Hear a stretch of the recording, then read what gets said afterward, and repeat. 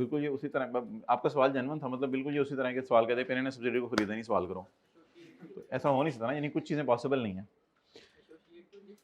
Associate की क्या कर रहे हैं अच्छा, एसोसिएट की भी इस तरह फिगर्स दे सकते हैं, वो भी कर लेंगे, एंट्रीज वही होंगे। On the date of investment the market price of GL and SL was इतने।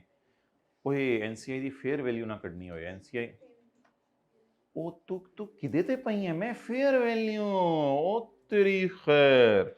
तो फिर तो भाई एस के शेयर की बाजार में कीमत भी पता होनी चाहिए। एस का शेयर बाजार में कितने का है? 17 रुपए का। तो एनसीआई को फेयर वैल्यू पे रख दें। एनसीआई के पास है क्या, मुझे बताएं, इमरान खान के पास है क्या? इमरान खान के पास है क्या? 180 180 share, 6000 ज़रब 30%, 600 ज़रब 30%, 180 million shares. 180 million shares Imran Khan के पास है into 17। Adjustment account debit, working 4 credit, working 4 नहीं मांगी उसने।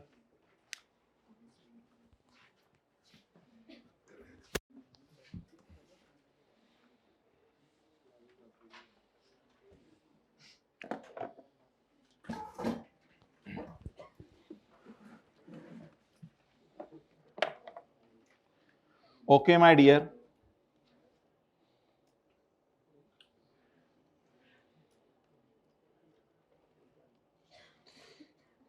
इसकी कैरिंग वैल्यू और फेयर वैल्यू बता दें, इसकी कैरिंग वैल्यू और फेयर वैल्यू बता दें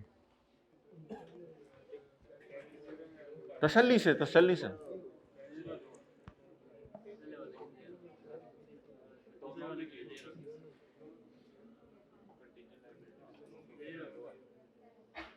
पहला बुलेट तो पहली दफा पढ़े हैं। अच्छा एक बार याद रखिएगा, वो खाली पीपी के लिए रिवैल्यूएशन मॉडल यूज कर रहा है, ऊपर उसने लिखा था, इसलिए वो तो ऑलरेडी सरप्लस रिकॉर्ड हुए हैं, ये इंटेंजिबल्स वगैरह के लिए नहीं यूज करा होगा ना। Internally developed software, internally developed software, internally developed software. किधर है वो IS-38?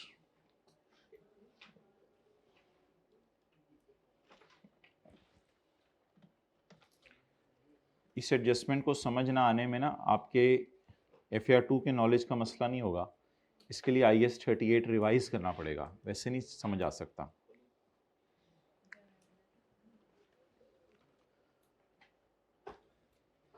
हमारा सॉफ्टवेयर, हमारा एक स्टैंडर्ड होता था IS-38, वो कहता था आप कोई सॉफ्टवेयर या कोई लाइसेंस या कोई मोशन पिक्चर फिल्म, कोई वीडियो, कोई चीज़ें बाय कर लो, तो सॉफ्टवेयर्स वगैरह, लाइसेंसेस वगैरह बाय कर लो तो वो आपके इंटेंजिबल होते हैं, परचेज वाले तो इंटेंजिबल होते हैं। अगर आप 5 इंटेंजिबल्स बना रहे हो, गुडविल को छोड़ें, गुडविल की तो इधर अलग ही बहस है ना, अगर आप 4 इंटेंजिबल्स खुद बना रहे हो, अगर 4 इंटेंजिबल्स, इनमें मसला है, इनकी कॉस्ट नहीं पता चल सकती। ये IS-38 पढ़ा रहा हूं अभी, प्लीज कंसोलिडेशन नहीं पढ़ा रहा, इनकी कॉस्ट नहीं पता चल सकती। क्यों? क्योंकि आपने अपना ब्रांड नेम बनाया है, ब्रांड नेम बनाने के लिए अब कॉलेज का किसी का ब्रांड नेम बन गया है, तो उसमें उसने कितना खर्चा किया ये तो नहीं पता ना। अब न्यूज़पेपर का एक नाम चल पड़ा है दुनिया में, तो न्यूज़पेपर जंग अखबार का जंग नाम चढ़ते चढ़ते कितना अरसा लगा, उस पर कितना खर्चा है नहीं पता चल सकता। ये पॉसिबल नहीं है इन चीज़ों का। कस्टमर लिस्ट बन गई आपके पास, बाद में एहसास होगा कि कस्टमर लिस्ट इतनी काम की चीज़ है कि नई प्रोडक्ट लॉन्च करनी है, उनको मैसेज करो, लोग आ जाते हैं। तो कस्टमर लिस्ट बन गई, लेकिन अब इसका क्या क्या करें? तो ये चीज़ें अगर चारों इंटरनली जनरेट हैं तो अकाउंटिंग वालों ने मना कर दिया था इसको रिकॉर्ड करने से IS-38 में। लेकिन इनकी लॉजिक एक ही थी, because cost can not be measure, cost reliably measure नहीं हो सकती। खुदा ना खास्ता कभी पेपर में इनकी कॉस्ट दे भी देगा ना, तो हम वो धोखा नहीं खाएंगे उससे कि मैंने सवाल कह दे मैंने ना अपना ब्रांड मैंने खुद बनाया था, वो 50 मिलियन का बना था, कि 50 मिलियन पता नहीं कहाँ से आई होगी फिर, हम कैरिंग अमाउंट फिर भी जीरो लेंगे। हो ही नहीं सकता, अपना ब्रांड खुद बना के पता चले कॉस्ट कितनी लगी है। तो ब्रांड बनाने के लिए एडवर्टाइजमेंट वगैरह करनी पड़ती है, वो तो वैसे ही एक्सपेंस में जाती है।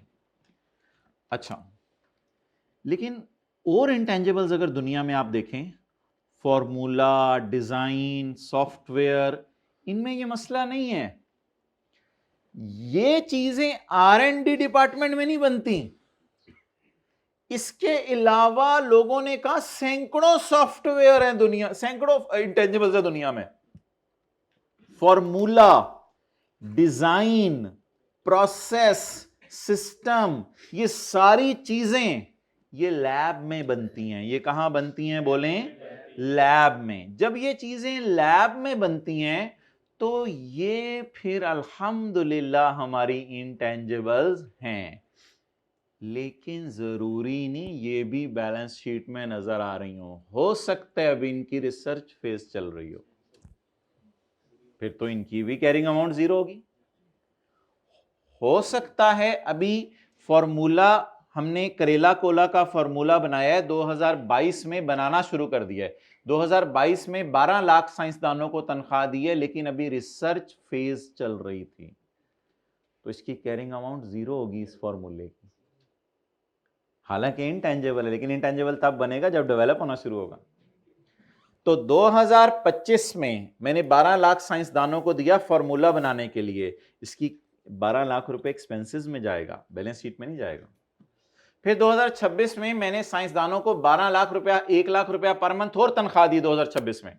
उन्होंने अभी भी कहा कि फॉर्मूला अब रिसर्च से डेवलपमेंट फेज में चला गया, पूरे साल हमने डेवलप किया फॉर्मूला, लेकिन प्लीज एक कुछ ना कुछ मसले चल रहे हैं। कभी ओनर कह रहे हैं मैंने प्रोजेक्ट कैंसिल कर देने, कभी हमें लग रहा है काम पूरा नहीं हो सकेगा, कुछ ना कुछ मसले चल रहे हैं। इसको कहते हैं development not meeting the recording criteria. तो 2025 में आपने 12 लाख को रिसर्च के नाम से खर्चे में डाला, 2026 में आपने 12 लाख को डेवलपमेंट के नाम से खर्चे में डाला, तो 2026 के एंड पे भी कैरिंग अमाउंट इसकी जीरो है, बिकॉज बुरी डेवलपमेंट चल रही है। 2027 में अल्लाह का शुक्र है काम 12 महीने नहीं करना पड़ा, 2027 में आपने 2 महीने डेवलपमेंट की तो फॉर्मूला बन गया, बड़ी साइंस लगी। जनवरी फरवरी में आपने 2 लाख रुपए तनख्वाह दी और फरवरी के एंड पे साइंसदानों ने कहा ये फॉर्मूला तैयार है, आपने उनके कोट वापस लिए, कोट अपने पास रखे, साइंसदानों को आपने निकाल दिया, और वो जो फॉर्मूला बना था वो प्रोडक्शन डिपार्टमेंट को हैंड ओवर कर दिया कि आप बोतलें बनाना शुरू करें। तो ये जो 2 महीने खर्चा आया है जनवरी और फरवरी में 2 लाख रुपया, it is the cost of formula.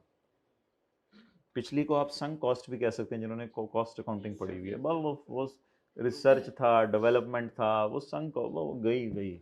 ये 2 लाख रुपया जो था, तो रात को पढ़ी, कुछ ने सुबह पढ़ी होगी। अच्छा, ये जो 2 लाख रुपया था ये इंटेंजिबल है, ठीक है। तो हमने आपको सिर्फ अभी रिवाइज कराया है। ये डंडी निकालो मुंह से, लॉलीपॉप लेफ्ट हैंड से निकालो, राइट हैंड से, चलो अब राइट हैंड से दोबारा। अच्छा अब माय डियर पुत्र तू बॉल पॉइंट खाने लग गया, तू क्या मैं। अच्छा, तो अब मुझे एक बात बताइएगा कि कंसोलिडेशन की एंगल से इवन रिसर्च की भी फेयर वैल्यू पता चल सकती है, क्योंकि वो पीटीसीएल के डायरेक्टर्स बड़े कॉशियस, वो कहते हैं कि कोई नहीं, इनको भी फेयर वैल्यू लगवा दो। कंसोलिडेशन का स्टैंडर्ड इसकी इजाजत देता है कि इन चीज़ों को फेयर वैल्यू पे ले जाओ।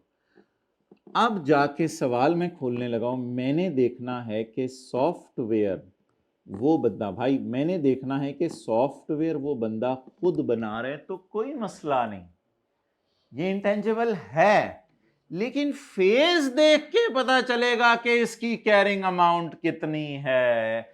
रिसर्च और डेवलपमेंट दोनों फेजेस से गुजरेगा। रिसर्च को एक्सपेंस में डालते हैं, डेवलपमेंट नहीं, ये कैपिटलाइज तो कुछ और लिखा हुआ है, अगर वो 5 खरीदी है तो कैपिटलाइज करें। ये तो रिसर्च और डेवलपमेंट की ट्रीटमेंट तो मैंने लिखी नहीं, वो तो अलग बताई थी। रिसर्च कहां जाती है? एक्सपेंस में। डेवलपमेंट बुरी वाली, अगर डेवलपमेंट अच्छी वाली हो तो कैपिटलाइज होती है। डन। अब ये किसी ने तस्वीर खींचनी है तो खींच ले। ये तो ये हमने आपको बताया था, जल्दी करें, जितनी देर तुम कैमरा खोलना है उतनी देर सीन ही खत्म हो जाना है। छेती खोल लिया करो कैमरा।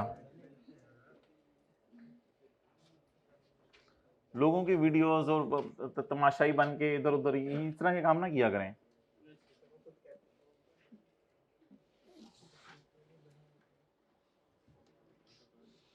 अच्छा जी,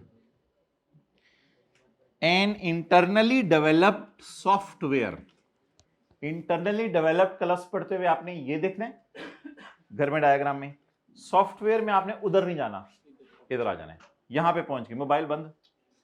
internally developed software had a fair value of did so, had a fair value of on acquisition date, on acquisition date। ये एडजस्टमेंट मैं पहली दफा करा रहा हूँ, इंशाल्लाह आसानी से हो जाएगी, लेकिन आईकैफ कह रहे हैं मुफ्त के नंबर लेने हैं तो इधर आ जाओ।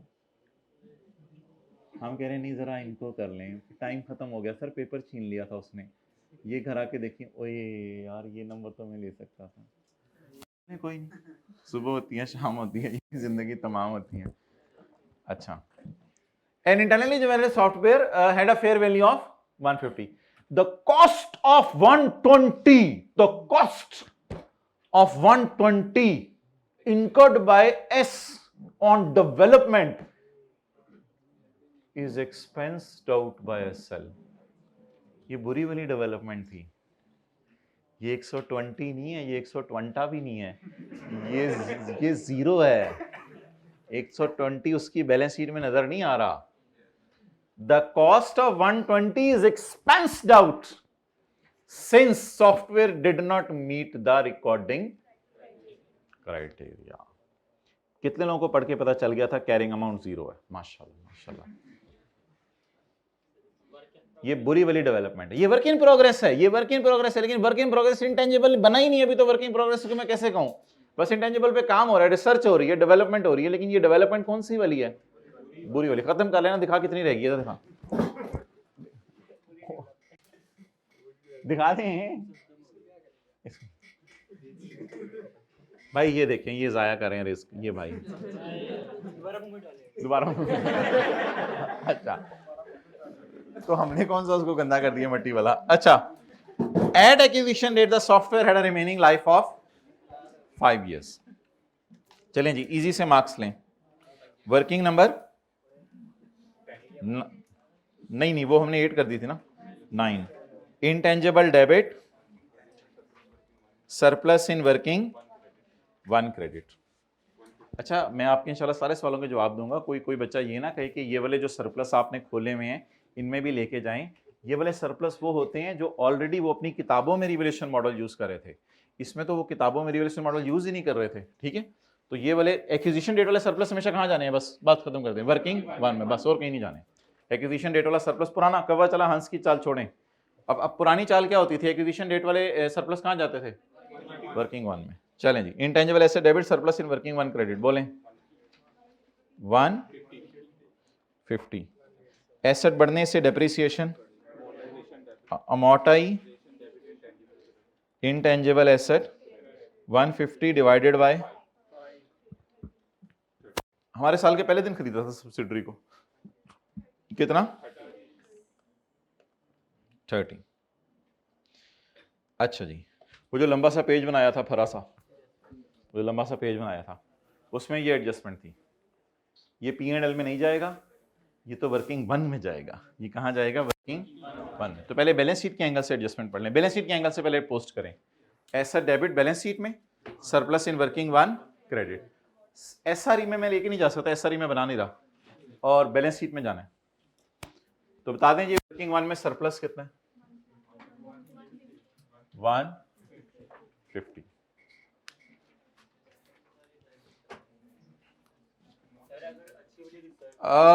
अच्छी वाली रिसर्च कुछ होती नहीं, रिसर्च होती है।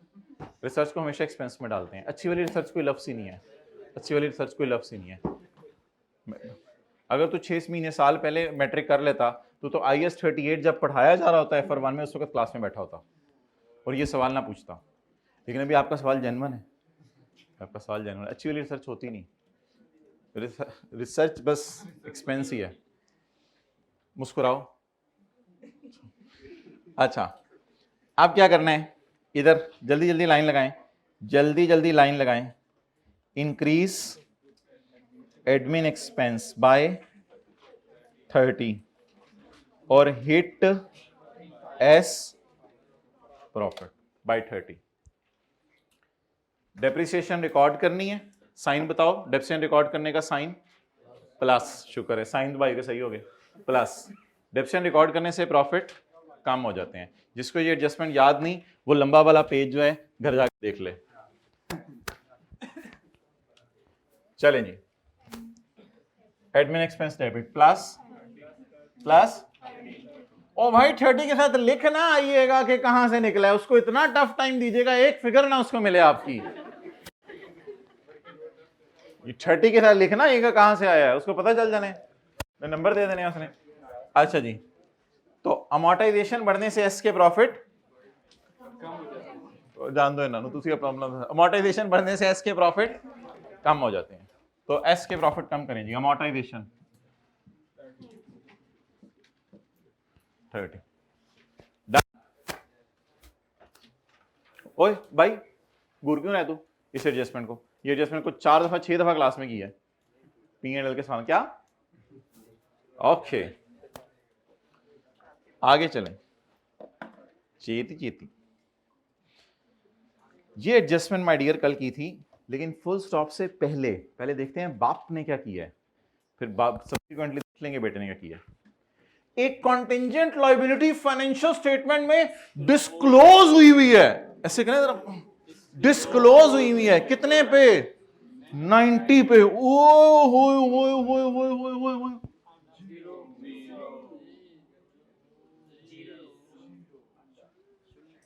कैरिंग अमाउंट कितनी होगी? क्योंकि कॉन्टिंजेंट लायबिलिटी सिर्फ डिस्क्लोज होती हैं रिकॉर्ड, लेकिन एक्विजिशन डेट पर इसकी फेयर वैल्यू 60 है। तो इसकी एंट्री करें, इन्वेस्टमेंट डेबिट और पेएबल क्रेडिट। चपेड़ मारूं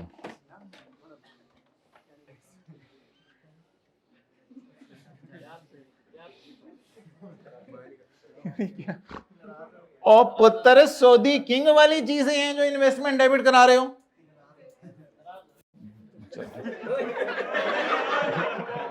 क्या बंदे हैं यार, दुली मियां हाथ साहब। अच्छा ऐसे तो ना करना यार। Carrying value of S assets are equal to the fair value accept.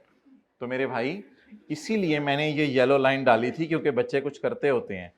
ये हैं पेज नंबर 519 वाली एडजस्टमेंट्स। थोड़े से पैसे ले लो, थोड़े से शेयर ले लो, इनमें इन्वेस्टमेंट्स डेबिट करनी है, लेकिन ये जानी है वर्किंग वन में।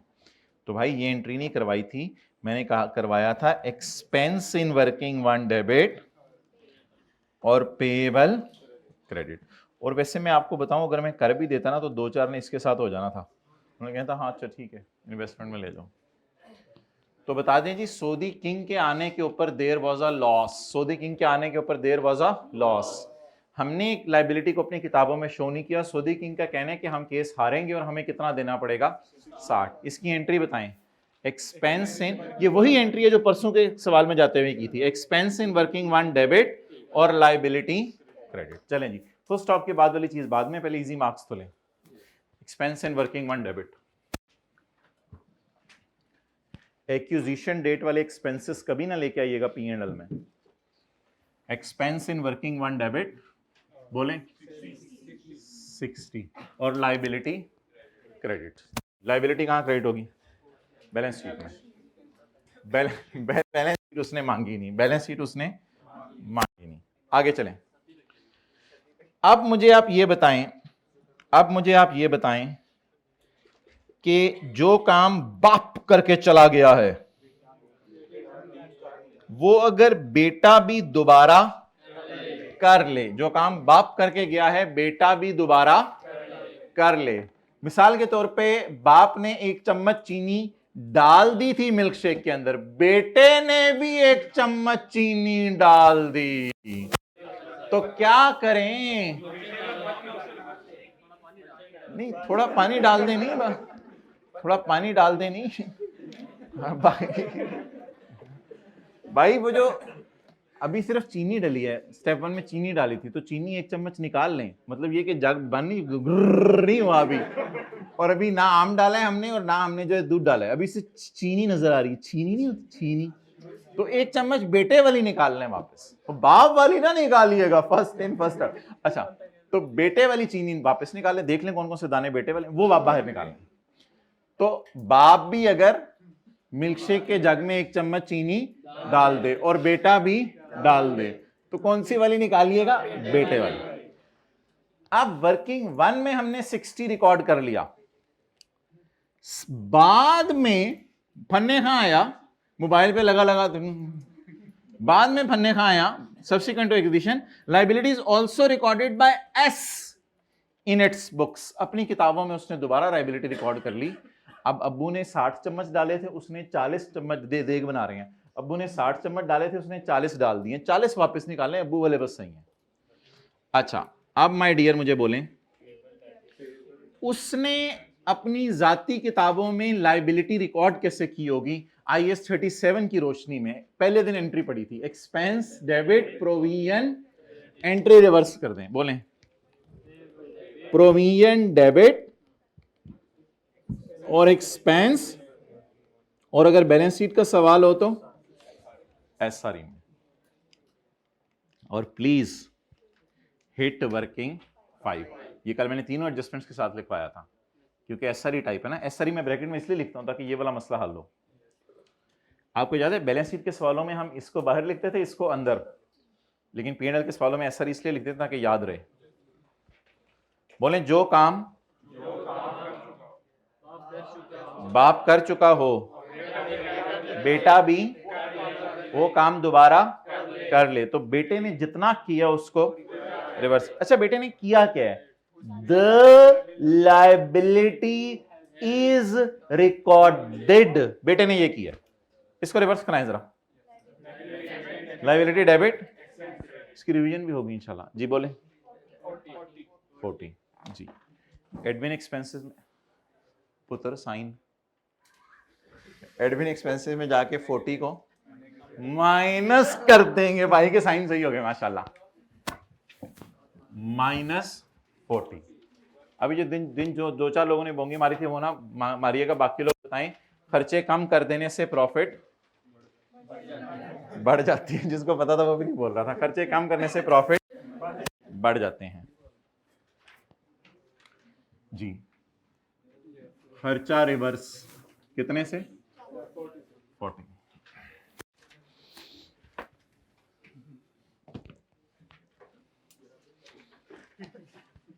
आगे चलें।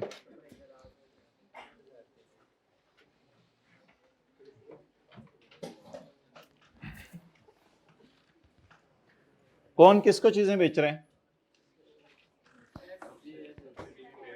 सब्सिडरी किसको? पेरेंट को। ठीक है जी। सोल्ड बोलें, अनसोल्ड, वर्किंग नंबर 10, अनसोल्ड का प्रॉफिट डायरेक्ट निकाल दें। अब नहीं वो किया करेंगे हम लंबे, सोल्ड अनसोल्ड, अनसोल्ड का प्रॉफिट 138 डिवाइडेड बाय इंटू 18। हाथ खड़ा करके इस एडजस्टमेंट की पोस्टिंग बता दें। हाँ जी, डिडक्ट 5। उई शर, आप यहाँ पे लिखा करें ना, फिर मुझे भी याद आ जाएगा। थे मैं गरीब बंदा में भूल जाता है। सी सोल्ड अनसोल्ड, अनसोल्ड का प्रॉफिट अनसोल्ड, अनसोल्ड, अनसोल्ड का profit deduct 506 from sale and cost of sale, increase cost of sale. और सर यहाँ S2P भी तो लिखना था, तो किसने बेचा? S ने। तो SRE हिट होनी है, इसलिए S प्रॉफिट भी हिट होगा। लेकिन भाई अब नहीं हुआ करेगा ये, अब हम बस इसी तरह किया करेंगे, triangular approach. 506 506 minus 506 minus cell और कॉस्ट ऑफ सेल में से निकाल दें। और अच्छा, ये वाली एडजस्टमेंट सारे बोलने लग गए हैं। 18 कॉस्ट ऑफ सेल में डालना है। वापस आ गए हैं सारे 18। अच्छा, ये दो एडजस्टमेंट, ये वाली भी आसान थी, सऊदी किंग वाली। ये तो बहुत आसान थी ना, 175 मिलियन शेयर्स और ये 1000 वाली, तो ये चीज एक नई थी आपके लिए, ये रिवीजन थी। इस चीज की बेस कल बना दी थी वैसे थोड़ी सी। आगे चलें, वर्किंग 5 को हिट करना है कितने से? 18 से। वर्किंग 5। अच्छा प्लीज ये टॉपिक ज्यादा बहुत आसान है, बस छोटी छोटी चीजें मिस हो जाती हैं। वो जो पहला सफा है अगर उसको सामने नहीं रखेंगे तो मसला होगा। जी बोलें। S टू P का profit reverse sir 18, madam 19, principal 20, vice chancellor 21।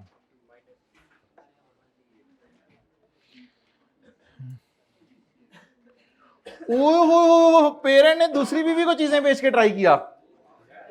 Oh parent ने दूसरी बीवी को चीजें बेची, 161 मिलियन की चीजें बेची और दूसरी बीवी अभी तक 169 वाली चीजें अभी तक आगे बेच नहीं। ऐसा ही हुआ है, इसे मुंह ना बनाया करें। वर्किंग नंबर 13, मेरा 11। किसने किसको बेचा?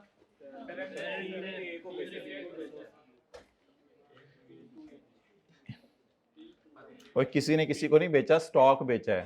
कह रहे किसी ने किसी को बेच दी, किसने किसको स्टॉक बेचा, ये सवाल पूछा करें।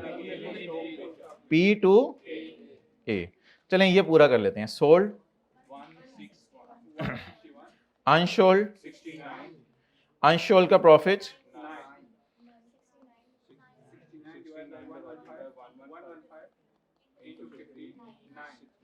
9। सारे दियां करारियां चल पई आज।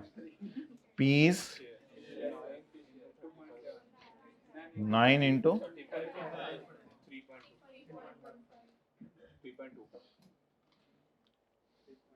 थले आ सिंगल एंट्री अप्रोच। किसने बेचा? पी ने। पी का जीपी ये पड़ा हुआ है, पी का जीपी ये पड़ा हुआ है, तो कॉस्ट ऑफ सेल बढ़ा दें कल वाली क्लास ताकि जीपी कम हो जाए। कल वाली क्लास बस एक छोटी सी लाइन जो कल लिखवाई थी वो लिख लें, increase in cost of cell.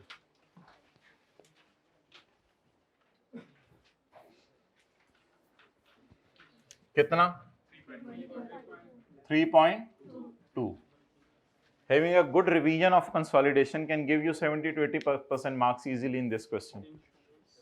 ठीक है, जिनसे मैंने बात की उनको समझ आ गई है, जो अंग्रेजी नहीं सुन रहे थे वो। असल में अंग्रेजी में एक मसला होता है, उर्दू की ये खासियत है कि बंदा इधर उधर भी लगा हो तो कान उधर ही लगाए होते हैं उर्दू वाले के पास, और ना भी हो तो बंदे को समझ आ जाती है। इंग्लिश में थोड़ा सा जरा फिगर लिखते हुए अगर इंग्लिश सुननी पड़ी हो तो वो फिर साढ़े प्रोसेस से फेल हो जाते हैं। इसी तरह ना जब मेरा फेल हो जाता है, साड़ी तो अंग्रेजी फारग है। अच्छा जी हो गया जी, आगे चलें। ऑन 1 जनवरी 19, भाई ये सिर्फ कॉस्ट ऑफ सेल में इंक्रीज होना था ना, अब इसको ना घूरो, ये गिर जाएगी नीचे फिगर।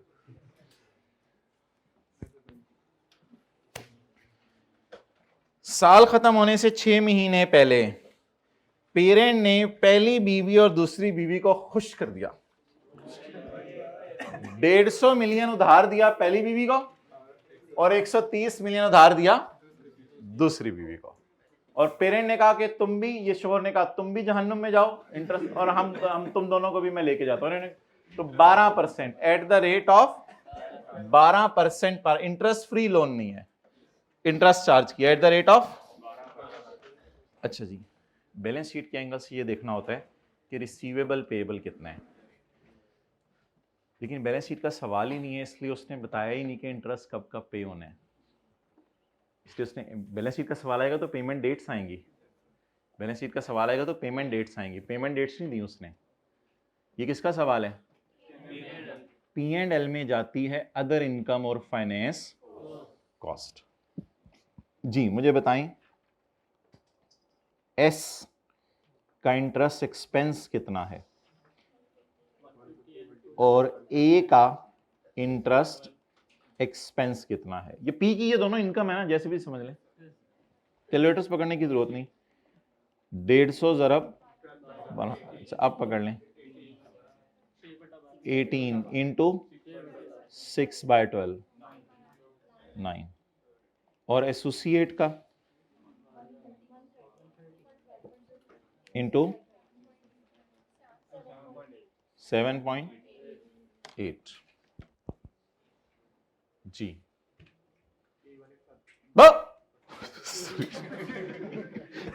चुप कर जा तू, बोंगा कह रहे इसके साथ पीस शेयर लगाएं। ये एडजस्टमेंट ही कल मैंने बताया था इग्नोर करनी है, लेकिन आपने कहा था, मैंने आपको कहा था 3 एडजस्टमेंट्स आपने एसोसिएट के सवाल में इग्नोर करनी है। मैं पहले आपको सब्सिडरी के सवाल में ये करा के दिखाता हूं, फिर मैं बताऊं। अच्छा बताएं, अगर पेरेंट ने लोन दिया है तो पेरेंट ने 150 ज़रब 12% ज़रब 6/12 को इंटरेस्ट इनकम में डाला होगा ना, इसके लिए क्या है एक्सपेंस, तो पेरेंट की ये अदर इनकम में पड़ा हुआ है और सब्सिडरी की फाइनेंस कॉस्ट में। पार्ट बी में सैटरडे को हमने सुबह सुबह आते ही बात की थी, दोपहर को आते ही ये बात की थी कि पेरेंट की अदर इनकम में से 9 माइनस कर दें और सब्सिडरी की, और डू नॉट हिट वर्किंग 5, दोनों की इनकम में से माइनस कर दें। पेरेंट की इनकम में से माइनस करें और सब्सिडरी की फाइनेंस कॉस्ट में से माइनस करें -9। ये बात कितने लोगों को याद है? बैलेंस शीट में क्या कैंसिल करना होता है? Receivable payable. जिनको नहीं याद वो याद कर लें आप। अच्छा, आपस की सेल कॉस्ट ऑफ सेल नहीं कैंसिल करते थे, वो भी तो कर रहे हैं। इसी तरह आपस की इंटरेस्ट इनकम और इंटरेस्ट एक्सपेंस। कल वाले सवाल में भी ये किया है, मुझे तो लाज पड़ है। पेरेंट ने सब्सिडी को लोन दिया था, कल वाले सवाल में पता नहीं ये होमवर्क नहीं किया, क्लास वर्क में था शायद, चल निकाल के देख लेंगे। बस सादा सी बात बता दें, अगर पेरेंट सब्सिडरी को लोन दे तो पेरेंट ने क्या रिकॉर्ड की है? इनकम, और सब्सिडरी ने इनकम पड़ी अदर इनकम में और एक्सपेंस पड़े, ये दोनों जगह से माइनस कर दें। अगर पेरेंट ने एसोसिएट को लोन दिया है, अभी सफर करें तो देखें, पेरेंट ने एसोसिएट को लोन दिया है तो पेरेंट की अदर इनकम में तो पड़ा है। ओए क्या मसला है, क्यों बातें कर रहे हो, हमारी क्लास हो रही है ना। अच्छा, अगर पेरेंट ने एसोसिएट को लोन दिया है तो पेरेंट की तो अदर इनकम में पड़ा है, लेकिन एसोसिएट की फाइनेंस कॉस्ट में पड़ा है, लेकिन वो उठाई ही नहीं। अब कैसे कैंसिल करें 7.8? यानी नहीं वर्किंग 5 में नहीं लेके जाना। अगर ऐसी कोई एडजस्टमेंट्स होती मैं आपको जरूर करवाता। ये आप नहीं कुछ भी नहीं है। मेरे ब्रो याद रखिएगा मेरी बात, ये 3 एडजस्टमेंट्स इग्नोर करनी है, ये 3 एडजस्टमेंट्स इग्नोर करनी है P&L के सवालों में। Sale cost of sale P और A की ट्रायंगुलर अप्रोच वाली सेल कॉस्ट ऑफ सेल मैंने लिखवाई थी कल शायद, और इंटरेस्ट इनकम इंटरेस्ट एक्सपेंस, और management fees income management fees expense. इसको याद रखने के लिए किताबों में एक रूल लिखा हुआ है कि ये दोनों इक्वल अमाउंट्स होती हैं, ये दोनों इक्वल अमाउंट्स होती हैं। जो इक्वल अमाउंट से कैंसिलेशन है ये सब्सिडरी में मस्ट करनी है। सब्सिडरी में मैं आपको 3 एडजस्टमेंट्स दिखाऊं।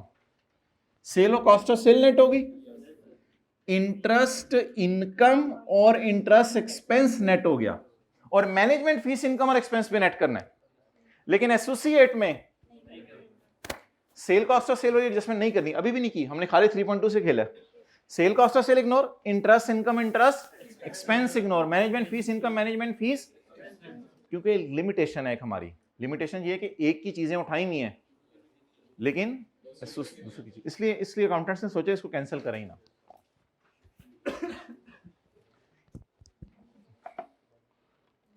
तो जैसे मैंने थोड़ी देर पहले इग्नोर किया ना 161 को, 100% उसी थीम पे लिख लें। मैंने 7.8 को इग्नोर किया, 7.8 को उसी थीम पे इग्नोर किया जिस थीम पे अभी थोड़ी देर पहले किसको इग्नोर किया था? 161 क्यों नहीं कैंसिल किया था माय डियर, मुझे बताएं 161 क्यों नहीं कैंसिल किया था? वो अलग बहस है कि वो 35% लाके कैंसिल होता है, ऐसे क्यों कंटेंट अकाउंटिंग सोचते, वो अलग बहस है, वो मैंने कल करा दी थी। लेकिन सेल और कॉस्ट ऑफ सेल क्यों नहीं कैंसिल कर सके? एक ही सेल आ रही है लेकिन दूसरे की कॉस्ट ऑफ सेल नजर सेम थीम के ऊपर, पेरेंट की इंटरेस्ट इनकम है लेकिन एसोसिएट की फाइनेंस कॉस्ट नजर, if things are easy keep them easy, do not overthink.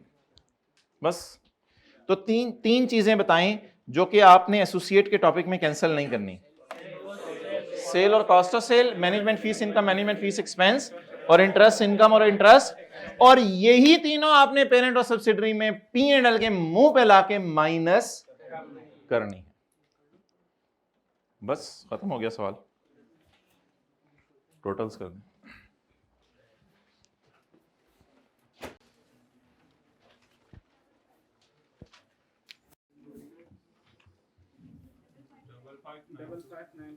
Double 592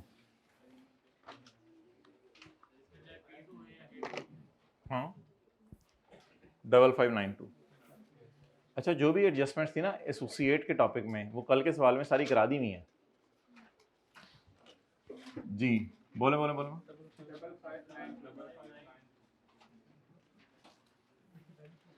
अच्छा, मुझे अब कोई फायदा नहीं लग रहा वैसे एडजस्टमेंट अकाउंट का। अगर गुडविल पॉजिटिव आ गई ना तो फिर तो बिल्कुल ही कोई फायदा नहीं होना। अगर नेगेटिव गुडविल आई और इधर गई तो फिर कोई फायदा नजर आ रहा है मुझे, वरना तो ये सारा डाटा ही फर्क हो जाना है। मतलब ये कि किसी काम का नहीं था, ऐसे टाइम जाया है फ्राई के अपने हमारे से। गुडविल का इंपेयरमेंट लॉस तो है नहीं, अब अल्लाह करे कोई नेगेटिव गुडविल आ जाए ताकि कोई इक्का दुक्का नंबर हमारे तो बन ही जाए ना। नेगेटिव गुडविल आ रही है, ओहो, बस इसी वजह से शायद उसने ये कितना है 92 जी नेगेटिव। ओ ये नेगेटिव गुडविल को अदर इनकम में ना लेके जाएं, क्योंकि ये नेगेटिव गुडविल तो कई साल पहले आई है जब पेरेंट ने सब्सिडी को खरीदा था। हमारे साल के पहले दिन खरीदे, फिर हमारे साल की अदर इनकम है, फिर हमारे साल की अदर इनकम है, फिर हमारे साल की। इसको ले जाएं अदर इनकम में, बस पेपर में ऐसे ही लिख दीजिएगा other income balancing negative goodwill, ये 438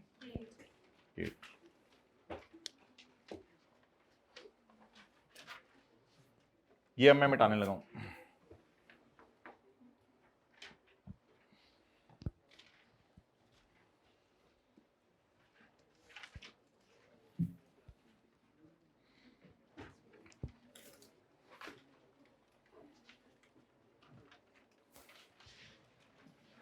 मिटा दूं?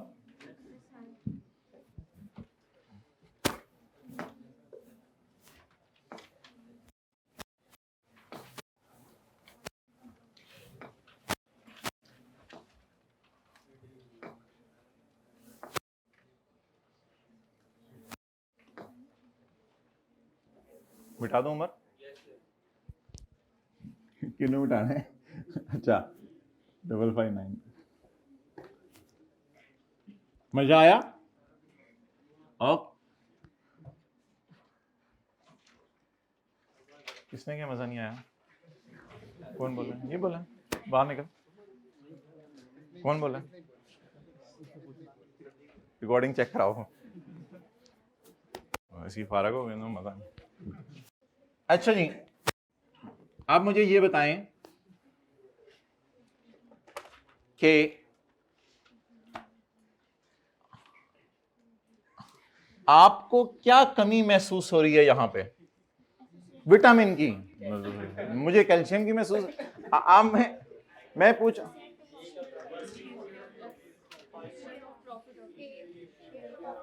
वो जो हमने दूसरी बीवी उसको पेरेंट सब्सिडरी दूसरी बीवी, तो वो भी तो है ना, कुछ है दूसरी है तो सही ना। आप मुझे बताएं एसोसिएट का ये पेरेंट का सब प्रोग्राम इधर आ रहा है, सब्सिडरी का सब प्रोग्राम इधर आ रहा है, लेकिन एसोसिएट का भी कुछ छोटा मोटा प्रोग्राम तो होना चाहिए ना इधर। तो अब आपको इधर क्या कमी महसूस हो रही है?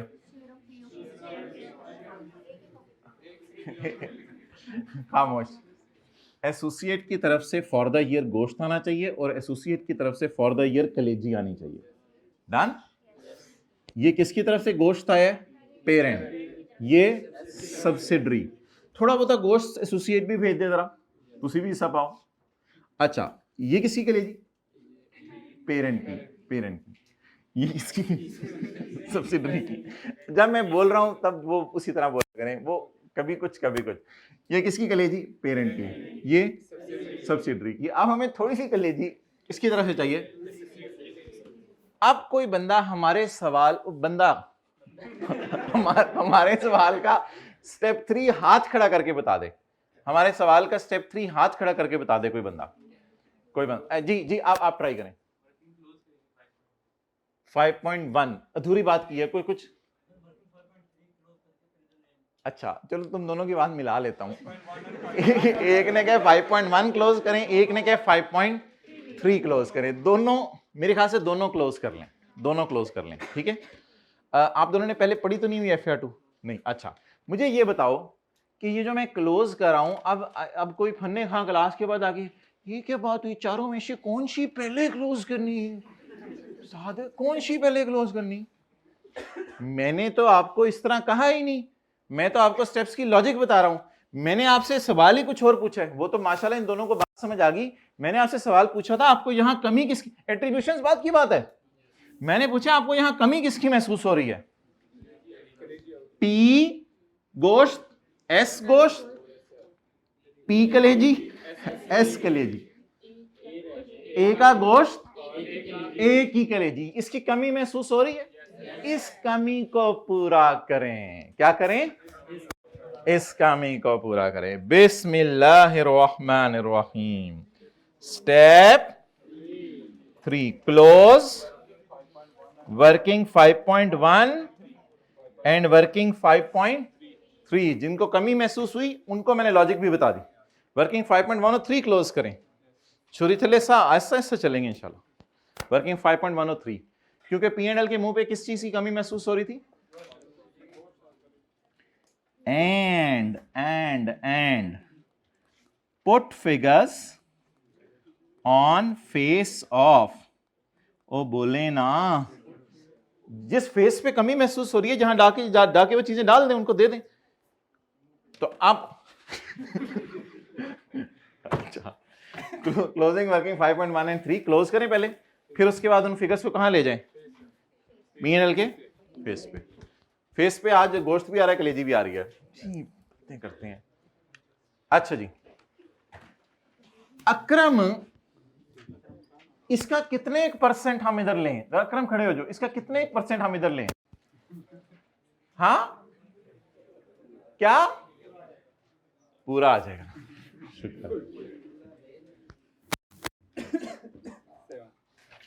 Excellent excellent. ब्लू मार्कर से डाल दें, नेट से डाल दें, थोड़ा सा जरा दूसरी बीवी की तरफ से आया, थोड़ा वही समझाने के लिए, कॉन्सेप्ट समझाने के लिए देते हैं। अच्छा बोलें। शेयर ऑफ गोश्त फ्रॉम ए। अबू दूसरी वाली अम्मी की तरफ से गोश्त आया। अच्छा आगे ये। अच्छा जी बोले आगे। Please don't try to be. Share of OCI या रिवैल्यूएशन सरप्लस लिख लें, जो मर्जी लिख लें।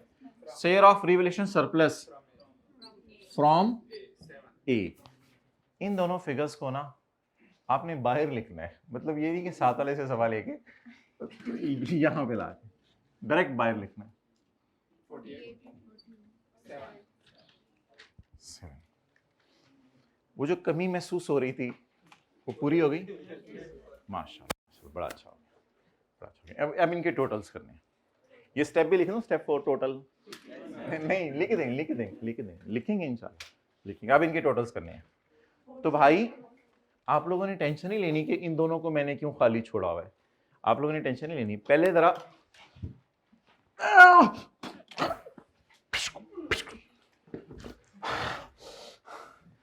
जरा इन दोनों को ले आया करना।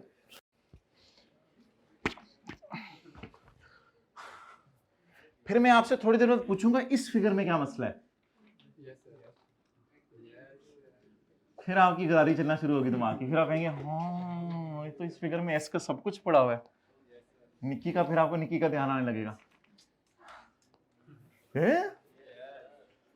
तो डन खत्म होगी बात। अच्छा जी, तो हमने ना आज एक नई चीज डाली है। देखें कल की तरह है। पेरेंट की सेल, पेरेंट का सरप्लस, सब्सिडरी की सेल, सब्सिडरी का सरप्लस। एसोसिएट के पैट का हिस्सा, एसोसिएट के ओसीआई का हिस्सा। चलें जी टोटल्स करते हैं। 40 22 15 पॉइंट, छोड़ें जीपी को घर जाके निकाल लीजिएगा। 13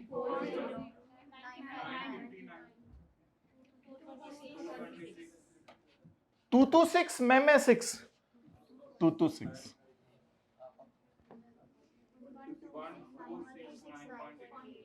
69.8। नहीं सबर 10.8। तो एग्जामिनर सर एट्रीब्यूशन की जगह नहीं बची थी, आप खुद बांट लीजिएगा, निक्की का ख्याल रखिएगा। ये उर्दू में लिख के आ जाइएगा कि जगह नहीं बची थी सफ़े पे ना, निक्की का ख्याल रखिए। छोटा सा इधर लिखाइएगा, निक्की का ख्याल रखिएगा एग्जामिनर। क्या अलग अलग क्यों किया?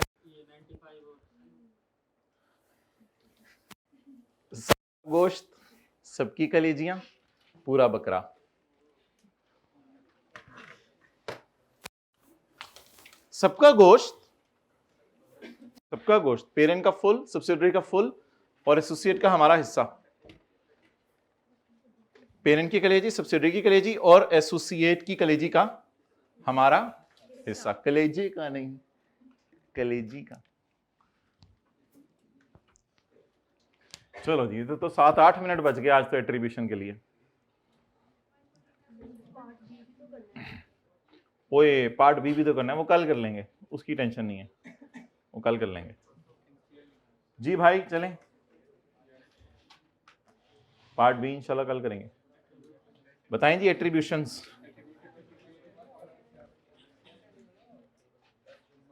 क्या एट्रीब्यूट करें।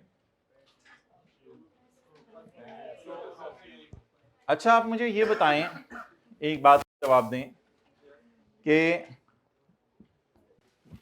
हमने अब क्या कर लिया है स्टेप 4 पे, फेस को कंप्लीट कर लिया, फेस को कंप्लीट कर लिया एंड टीसीआई कैलकुलेटेड। फेस को कंप्लीट करने का क्या मतलब है? टीसीआई निकल आई है। किसी को पता है टीसीआई क्या? अभी मैं जाकर लिखता हूं। फेस को कंप्लीट करने का ये मतलब है टीसीआई कैलकुलेटेड, एंड तो नहीं, यानी मींस फेस कंप्लीट हो गया, मींस टीसीआई कैलकुलेटेड, टीसीआई निकल आई है। अच्छा अब आप मुझे बता दें, ये आज पहली दफा बात आपसे होने लगी है कि 3 एट्रीब्यूशंस ना कर दें, पैट को भी एट्रीब्यूट कर दें, ओसीआई को भी एट्रीब्यूट कर दें, टीसीआई को भी एट्रीब्यूट कर दें। लोगों ने राय दी थी 3 attributions, attributable to, attributable to, attributable to. लोगों ने राय दी थी पैथ को भी एट्रीब्यूट कर दो, ओसीआई को भी एट्रीब्यूट कर दो, टीसीआई को भी एट्रीब्यूट कर दो। किसी ने राय दी जान दो यार टीसीआई को एट्रीब्यूट कर दो, तो स्टैंडर्ड आपको पता है विच में आके स्टैंडर्ड ने कहा नहीं यार आपकी मर्जी, जिस मर्जी को एट्रीब्यूट कीजिएगा, जो पेपर में करना है वो मैं बता देता हूं। पैथ को एट्रीब्यूट कर देते हैं और टीसीआई को एट्रीब्यूट कर देते हैं, बस 2 एट्रीब्यूशंस करनी है।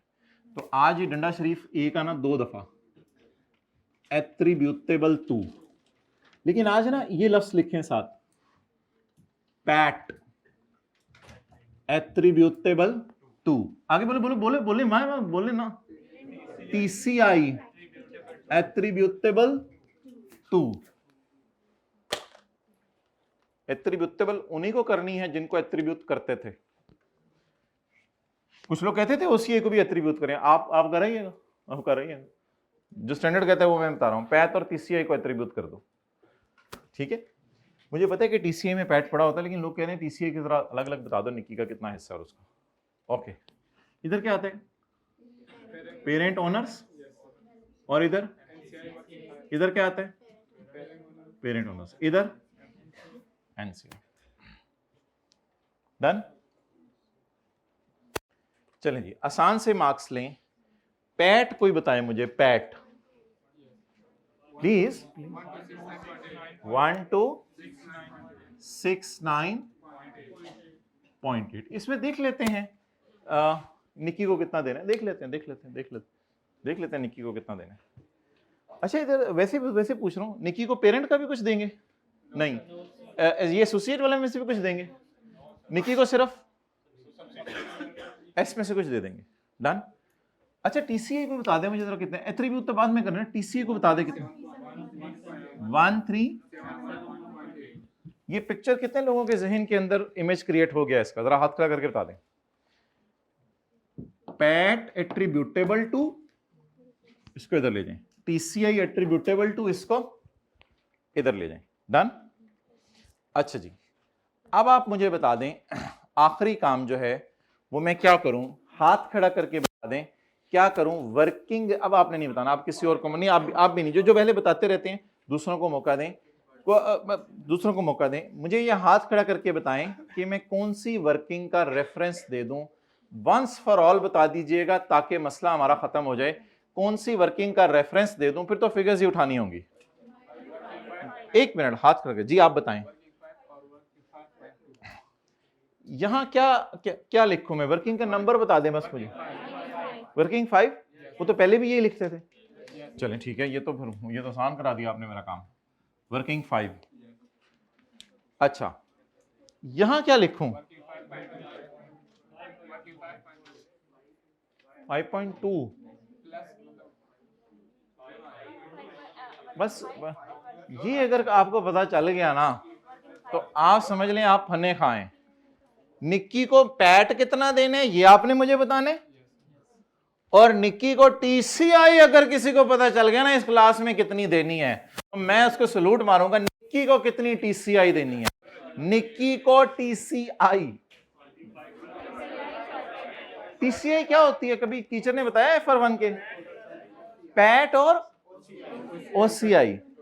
तो रट्टा मारने वाले लोगों के लिए पहले मैं लिख रहा हूं वर्किंग 5 और वर्किंग 5.2, ये तो रट्टा मारने वाले लोगों के लिए लिख रहा हूं, लेकिन जिन्होंने लॉजिक से जवाब दिया उनको अपना जवाब याद रहेगा। ये एट्रीब्यूशन पहली दफा हो रही है भाई, ये इंशाल्लाह अब इसकी रिवीजन हुआ करेगी आने वाले दिनों में। तो बता दें किस किस को एट्रीब्यूट करने, पैट को और टीसीआई को। पैट ये आ गया और टीसीआई ये आ गई। डन। तो आप बता दें पैट कहां पड़ा हुआ है, पैट कहां पड़ा हुआ है निक्की के लिए, इसमें पड़ा हुआ है। और निक्की के लिए टीसीआई ना, बंद करो ना यार चीजें, निक्की के लिए टीसीआई कहां पड़ी है? एट्रीब्यूशंस बड़ी इंपॉर्टेंट थी, ये तो ऐसे निक्की की टीसीआई कहां है? थोड़ा सा एस का पैड दे देंगे इसको, टीसीआई देते हुए एस का थोड़ा पैड दे देंगे इसको, एस की ओसीआई भी दे देंगे इसको, क्योंकि इमरान खान ने भी थोड़ा इसमें कुछ ओसीआई वगैरह में हिस्सा है। चलें जी, बिस्मिल्लाहिर्रहमानिर्रहीम। ये फिगर है ना यहाँ निकाल के रख लें, निक्की प्रोग्राम, निक्की और परसेंटेज लगा दीजिएगा। 492 इंटू, ये काउंट पूरा नहीं होता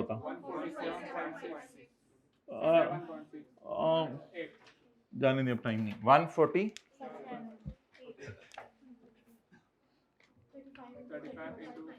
दे दें निक्की को 35 में से कुछ, कितने %? 10.5। चलें छोड़े, टाइम नहीं है, बस ऐसे लिख 11। तो जी अल्हम्दुलिल्लाह कवा चला हंस की चाल, अपनी नहीं भूलनी, ये मार्क्स इजी लेने हैं। इस पूरी एट्रीब्यूशन में जहां बच्चों के मार्क्स कटते हैं वो कहां कट सकते हैं? 1 2 3 4 5 6 फिगर्स में से कहां मार्क्स कट सकते हैं? सिर्फ यहां पे, बाकी पूरे मार्क्स आपके आ सकते हैं। फॉर्मेट जहन में दोबारा लें, पैट इधर जाने, टीसीआई इधर जानी है, और आप इनको क्या कर दें?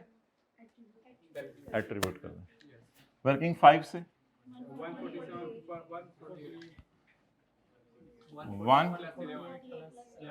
प्लस। अच्छा आपको लग रहा है कि ये पैट और ओसीआई दोनों अगर मैंने निक्की को दे दिए तो निक्की को टीसीआई मिल जाएगी? बोले Nikki needs TCI, so it means she needs PAT and OCI. बस ये छोटा सा एक कॉन्सेप्ट था जी। बाकी तो कर लीजिए। डबल वन, हाँ फिर अगर उस तरह तो पूरा लिखें। 1 to 0.8। ये ना वर्किंग 7 रहेगी, मैं तो क्या कल कराऊंगा। इधर देखें भाई, इसको टिक मारें, रेड टिक टिक, और ये 2 रेड टिक हमने इंट्रोड्यूस कर दिए आज। किनको एट्रीब्यूट क्या करने हैं? 2 रेड टिक। एक रेड टिक किस पे लगेगा? पैट पे, और दूसरा टीसीआई पे। प्लीज इतनी जल्दी क्या है सर आसिफ, मुझे पता है कि आ जाएंगे इंशाल्लाह, मुझे P&L का मुंह का क्लोज तो कराने दें। स्टेप्स, आखिरी स्टेप का कोई कुछ करवा दे कि क्या नाम लिखूं, कैसे लिखूं। स्टेप 5, एट्रीब्यूट क्या क्या? PAT and TCI after, excellent, after closing working 5 and 5.2। बाकी दोनों तो पहले ही क्लोज हो चुकी है ना, मेरे ख्याल से ये अच्छा फिक्रा बन गया। Attribute PAT and TCI after closing working 5 and 5.2।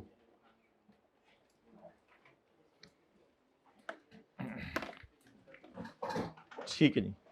अब ये सवाल कितनी देर में घर में कर लेंगे? आधे घंटे में, ठीक है इंशाल्लाह। अभी आप हजरात चले जाएं, और आपके लिए आज एक पार्ट बी आएगा। भाई बात तो सुन के जाओ मेरी। अभी आपके लिए एक पार्ट बी आएगा जिसमें एक बैलेंस शीट का पास पेपर का छोटा सा सवाल मैं करवाने लगा हूं। अब इसका कोई हल नहीं है, क्या करें? एक दिन हम जो छोटा वाला होगा वो इस तरह करा दिया करेंगे, आपको भेज दिया करेंगे। एक दिन सरासी की क्लास के खत्म होने का वेट कर लिया करेंगे, और उसके बाद पार्ट बी कर लिया करेंगे। कल तो वैसे ही कोई नहीं होना, तो जाएं। हाँ, हफ्ते को तो नॉर्मल क्लास है हमारी, डबल डबल, उसमें तो 3 पास पेपर करने हैं। आज आपको हम होमवर्क नहीं दे रहे ना, ज्यादा हो गई, बस कर दें आज।